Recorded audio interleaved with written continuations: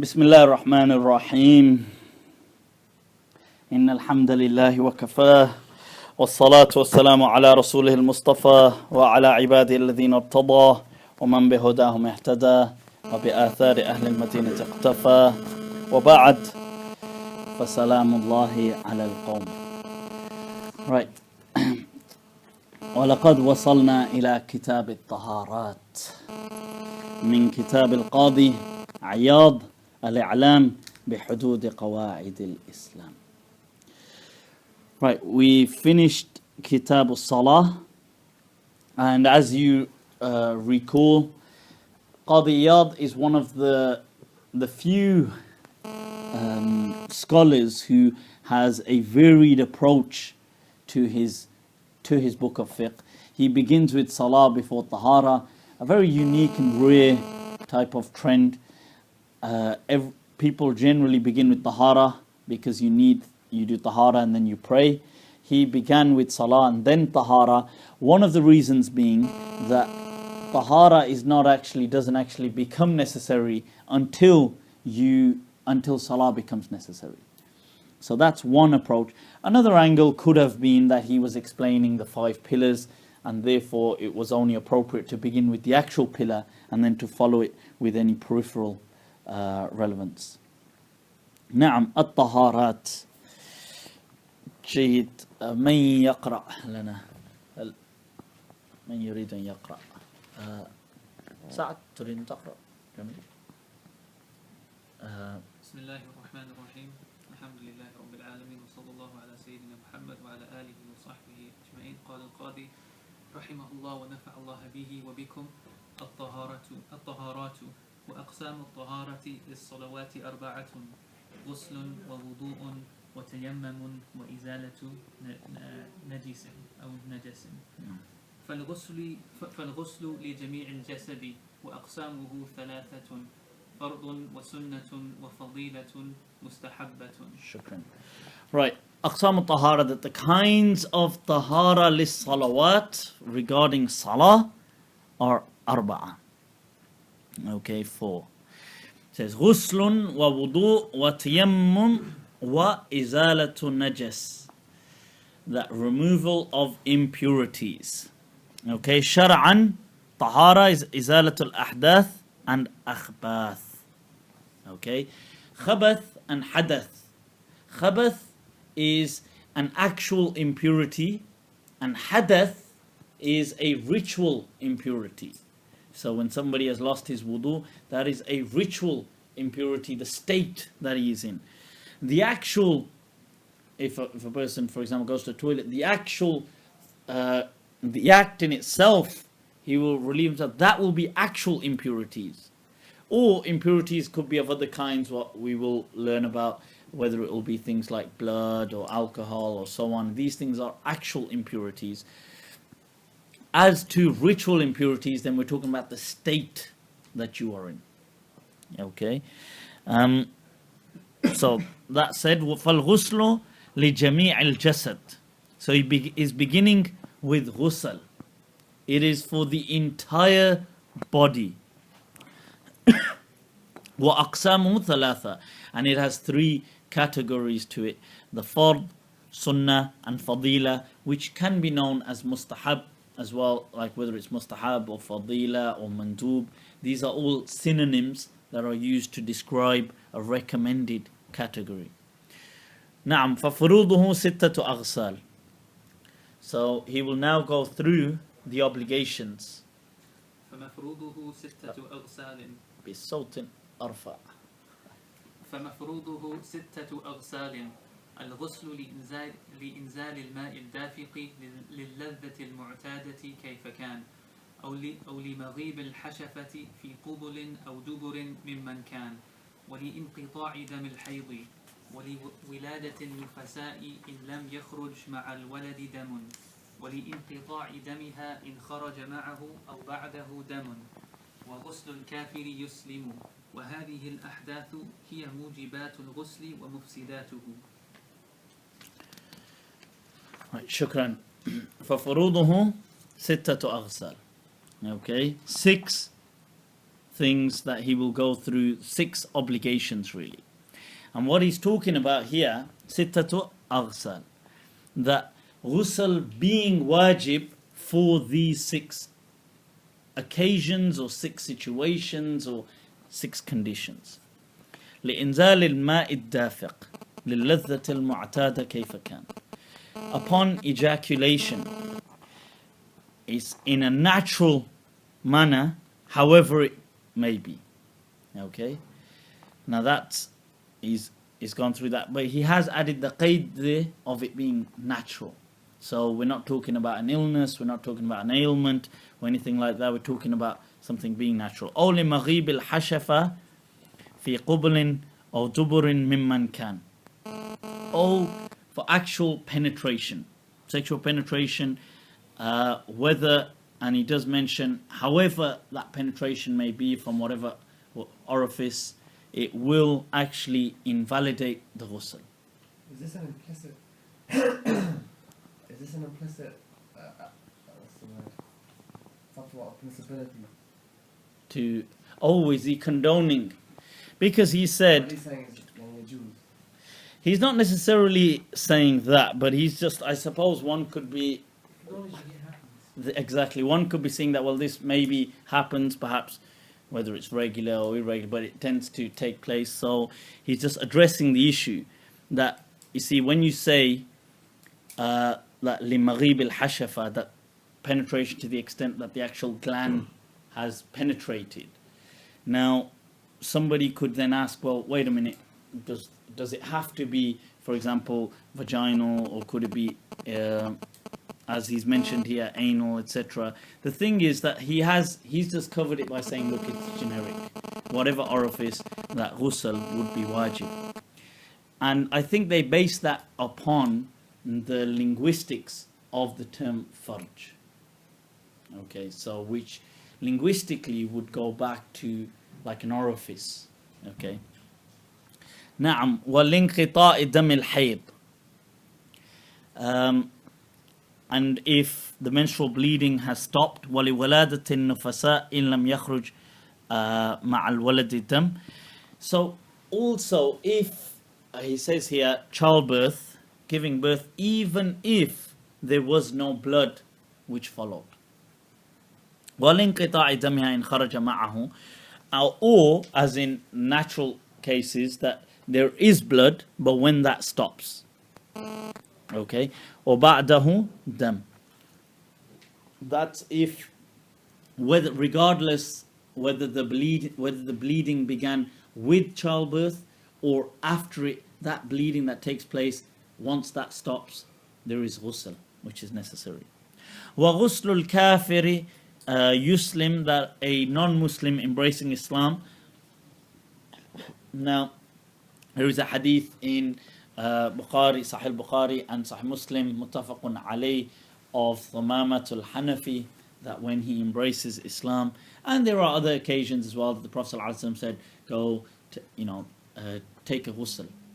Now the question here has been, and there is ikhtilaf amongst ulama, that is this ghusl for embracing Islam, or is it because they were in a state of ritual impurity? Is it because naturally at some point of their lives they would have been junub, and now, if they are adults and now they've embraced Islam, do they have to? And there is this debate, and there isn't no clear-cut evidence to say either, which is, because the Prophet ﷺ didn't explain, he just told him once he embraced Islam to take a ghusl. So there is speculation. The understanding would be that it would be a ritual act, and it isn't to remove that. I mean, I know removing the ritual impurity is also in a way ritual, but it's not to do with that, because إِنَّ الْإِسْلَامَ يَجُبُّ مَا كَانَ قَبْلَهُ, that Islam removes or either annihilates, or it kind of I suppose discards that which went before it. So if a person embraced Islam, everything prior to that is wiped out and cancelled out, and that would include all the states and so on that a person was in. So this would, in my understanding, it's also You see, it's important when people do something. See, the way the human psyche works is for certain events which they see as almost rites of passage. It is important that because the way the mind works is it clings to rituals. It is important that they are perhaps given a ritual to fulfill psychologically that rite of passage. An example is like, and somebody asked this to me once about like a nikah, getting married, rite of passage. You see, actually getting married, like doing the actual nikah, could just take a few seconds. Literally, just, do you accept this? Yes, you do. Do you accept it? Yes, you do. Okay, you're married. But the truth is, if you did that for somebody, it wouldn't quite cut it for them, because the mind is recognizing that, wait a minute, this is a rite of passage. I need something a bit more symbolic, something that's going to be like a ritual like. So you would recite certain verses, you'd do certain things, you'd make it look like a protocol, a procedure, something that will now give their mind some comfort that they've been through a ritual for this rite of passage. In a similar way, when a person embraces Islam, there is the outward expression, the testimony of faith. There is the coming to terms with what it is. And then a washing, it kind of gives that ritual almost in a way that it cleanses and you've kind of entered into something. And in my understanding, that is perhaps one of the reasons why there is a ghusl with the embracing of Islam. For the? Yeah, I mean, generally, like he's put it here as, yep, it is. There is some debate, and even within the Maliki madhab, as it not necessarily being fard. I mean, I could see that point, that it's maybe not necessarily fard, but it's very important based on that, to give that understanding. That's why they may have treated it like fard. نعم وهذه الأحداث هي موجبات الغسل ومفسداته. Right, these are those things which necessitate ghusl and invalidate it also. نعم. Can I just ask about, the postnatal bleeding is clear. نعم. But this thing where he says, وَلِيَنَبْتِلُ فَسَائِلٍ لَمْ يَخْرُجْ مَعَ وَلَدِ الدَّمِ. نعم. What situation is he describing that? Like who? You want a case study? Like no. The thing is, what he's saying is that if no postnatal bleeding whatsoever, but the fact that she's given birth, she would have to. Let's say in the rare incident of there being no bleeding, let's say on that rare occasion, she would still have to do ghusl because she is like she's given birth, and that would put her in that state almost of the nufasa state, although there is an absence of bleeding, so she would still do the ghusl. I don't think that's common though, but I mean, it's just saying if, because the thing is this, that the ruling generally says that, look, for the nufasa, she must do ghusl. But the question then arises that, alright, what if she didn't bleed? Then what about that? And she didn't bleed for 40 days or just at all? Just at all. Because she doesn't have to bleed for 40 days, not a condition. So the thing is that if she didn't bleed at all, let's just say in that condition, if there was a case, and I'm sure there have been some cases, right, where there's been no blood, whatever, but in that case she would still do ghusl. It's just clarifying the mawqif, just the stance really. So childbirth on its own. Like dry childbirth almost. I don't know how impossible that is. Do you know such a case? I mean, basically, everyone, to my knowledge, releases lochia. Yeah. It might not be blood, but it'd be a liquid that's of a colour between yellow and red. It's just basically serous discharge. Okay. Remembering serious discharge. So basically, basically what he's saying is, if you give birth to a child, and there was no blood, you'd still do if you ghusl. didn't see any blood, You still do you still ghusl. do ghusl. Yeah, that's what he's saying.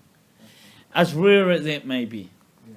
But maybe there have been, I don't know, maybe there have been cases. I have read during, I mean, to be honest, it's not been an area of that much interest that I've actually decided to research. But I do recall reading, like when I did go over this in like the books of Fatawa, them citing some rare example saying such and such a woman did give birth and there was no blood or whatever. And I don't know whether it's just hearsay or but they have cited these examples in the books. giving birth and not having any blood is one thing, but then any kind of discharge afterwards is another thing. And the second scenario I just can't see. I mean, maybe the discharge was clearly not blood for them, that's why. Okay. But maybe they just thought, oh, that's more this, more translucent or more this Yeah, as yeah, opposed to well, blood. And so, but I mean, I don't know, any gynecologists or anybody present? No, doc, an area of specialism, is it? No? Okay, okay. Right, so na'am. Go on then. والسنة 6 أغسال الغسل للجمعة والإحرام ولدخول مكة والعيدين وغسل الميت. Na'am, and the sittatu aqsam, 6 different types of sunnah aghsal, sunnah ghusl. And by the way, the verb ghusl, or the noun I should say ghusl, it refers to the actual ghusl, and ghusl means to wash. Okay, just to clarify that. So, al-ghusl lil-jum'ah, these are the sunnah, the recommended, or we could say the more strongly recommended type of aghsal for Jum'ah, ihram, this is for like Umrah or Hajj. Walidukhuli Makkah, before entering Makkah. And this could be that, for example, you're there already and maybe you've come out, you're going, whatever it is, lidukhul Makkah, so you're in Makkah, it is recommended. Wal-Eidain wa ghusl al-Mayyit. Ghusl al-Mayyit, we did mention there is a hadith, man ghassala mayyitan falyaghtasil. For the ghusl. It's a good point, actually. And also, Ibn Abi Zayd said it was wajib after entering ihram. For the actual For ghusl. ihram. Doc, I like the memory. He did, didn't he? The actual ghusl, No. they're not there. Then never read the No, he didn't say it. Oh no, don't be silly. No, I think there is a ghusl which he strongly emphasizes, yeah. And I was saying, he says it's far. But this isn't, you know, the Dukhul of Makkah doesn't have to be that one. No, the one above. The ihram one, yeah. I mean, yeah. The thing is, the ihram as well, by the way, well, I mean, that's a total random thing which we'll come to later on, but it is actually the state of mind and not the clothing, which many people don't actually realize. The ihram isn't actually the clothing, it's actually the state of mind. So when people say you're in ihram, don't actually necessarily mean, although that it's the white cloth for the men as an example, they actually mean the state of mind of ihram. Ritual again. So, for example, you know when you have to go beyond a certain place, you can't go without being in ihram. You can actually go without being in those clothes. You would just give a sacrifice. But you couldn't go not being in ihram. And ihram is that state of mind. So, but you see, that's a good example as well of how, you know, if you take the ummah as a whole, and you know, you have these different ways of thinking. Like you have like concrete operational, formal operational, and so on. And you know, Piagetian, I don't know if you've done Piagetian type of thought breakdown. But the thing is that, you see, concrete type of thought usually would be in children who are perhaps reaching their teens up until that type of point. But usually beyond there, you should have the faculty for what they call the formal operational stage, in which you can think abstractly. But many people still don't really develop them. Even grown-ups, some people lack that ability. So people, for example, younger people, you can talk to them about a thing. Like I can say, for example, this thing is beautiful. This thing is like this. But talking about beauty as a concept becomes difficult. It has to be concrete. And it's interesting that as an ummah as well, like you see, like this, speaking of ihram as a state is very like formal operational. It's very conceptual. So it's difficult. People can't do it. So it's then been shifted down in common thought, down to the actual what you wear, because that is ihram. That's what because people can fathom that, they can think that. See, so it's interesting. Naam. Okay. والمستحب 6 أغسال للوقوف بعرفة والمزدلفة والطواف بالبيت والسعي ولمن غسل ميتا وللمستحاضة إذا انقطع دمها. نعم. You see, the thing is, he does say, by the way, here, right. Okay. Right, coming back here, he's going to mention now recommended types. Okay? Recommended types of, and this is a less, the sunnah is more emphasized, this is recommended. Wuquf bi'arafah, standing at Arafah. Arafah is obviously a place for dua, a place for, you could say adhkar, but more importantly dua. And so being in a pure state would obviously help. The outward helps the inward and vice versa, doesn't it? So, quite spiritual today, I must say, on a roll. Might be accepting bay'ah by the end of the dars. Right, so, wal Muzdalifah, right, also the Muzdalifah, tawaf bil bayt, doing tawaf around the Kaaba, sa'i. Right, sorry, a moment before when we said ghusl al-mayyit, what that meant to say was the ghusl of the mayyit is a sunnah. He's placed it as a sunnah, which will kind of, I suppose, we haven't covered in too much detail here, but we did take a look at in Janazah. He did go over it, that there was some ikhtilaf and some of the ulama said it was wajib, but Qadi Iyad has generally put it under sunnah. And that whole thing comes back to that same debate about when or similar debate to when a person embraces Islam. That is it because of the person being impure, or is it a ritual? And the same thing with death. That is a person now all of a sudden impure, that we're purifying him, or is this just like a farewell ritual? And that's what we generally people, and there is a debate. I won't say there's more on one side or on the other. There's like plenty of ulama on both sides that see this being that the person has become impure with death. Okay, or that some have said it's a ritual, and that Qadi Iyad has put as sunnah. On page 69 he says وحقوق المسلم الميت على المسلمين أربعة غسله. Yeah. So it's like, But the thing is, this, حقوقه, that you have a haqq to have that being done to you. Haqq isn't necessarily, you see, the ghusl in itself. You see, like I give an example, like he's going to mention takfinuhu, having a kafan and so on as well. But the thing is, nobody's going to say it's a fard to have a kafan, for example. But the community, you have that right upon them that they provide that for you. But let's say, for an actual burial, it's not something without which the burial couldn't go ahead. But you still, as a person, have that right. Do you understand? Like, so with that, without specifying the actual. So it's like saying, as an example, look, like if I was ill, I suppose I would have that right that you kind of visit me, or kind of ask, how are you doing, or how is this? Now that doesn't mean, at the same time, that it's wajib.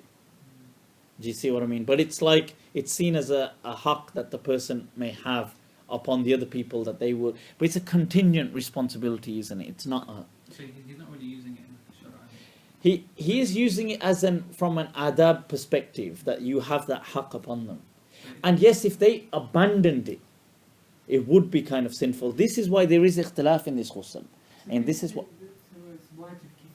Yeah, because people have said this is wajib. One of the reasons being that if people just chose to abandon it, they've said that they would be sinful.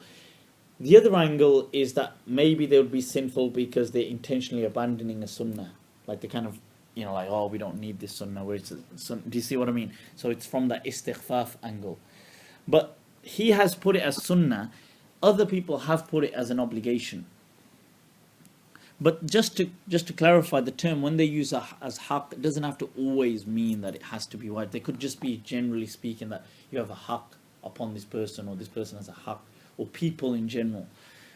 Naam. So, and he says, what liman ghassala mayyitan. Here he's now saying it's recommended for the person who is kind of doing the ghusl to the dead person, that they themselves do ghusl.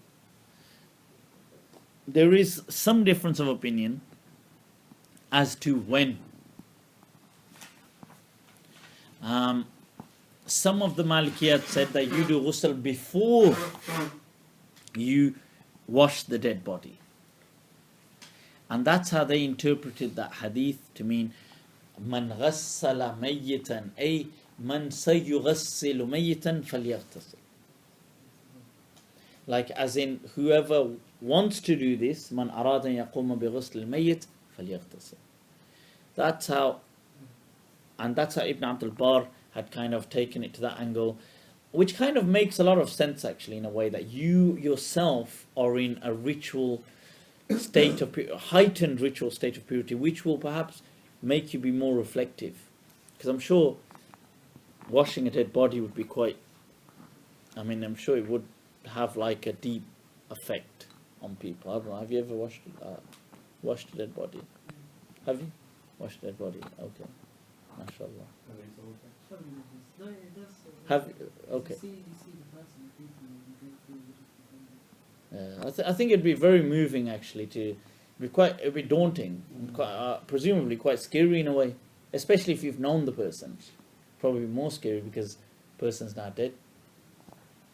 So I suppose if you're in a state of ghusl as well, which has heightened your own inner experiential type of self, that you feel more, elated in a way, or more pure. Not saying that you weren't pure before, but you just feel that, and therefore you're in this contemplative, reflective type of situation. It probably have a greater effect. Although many ulama have said that you should do